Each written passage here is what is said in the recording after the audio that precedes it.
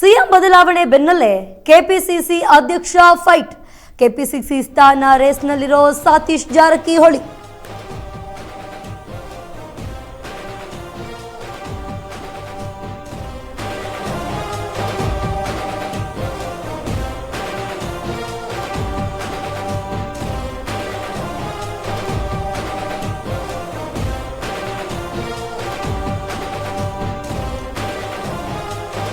ಸಚಿವ ಸ್ಥಾನದ ಜೊತೆಗೆ ಅಧ್ಯಕ್ಷಗಿರಿ ಕೇಳಿರುವ ಸತೀಶ್.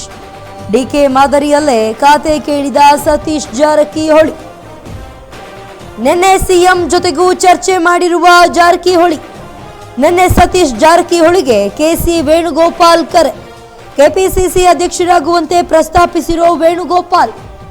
ಸಚಿವ ಸ್ಥಾನದ ಜೊತೆ ಕೆಪಿಸಿಸಿ ಅಧ್ಯಕ್ಷ ಸ್ಥಾನಕ್ಕೆ ಸತೀಶ್ ಪಟ್ಟು. 2 ಸ್ಥಾನ ಕೊಡುವುದಾದರೆ ಸಹಮತ ವ್ಯಕ್ತಪಡಿಸಿರುವ ಸತೀಶ್.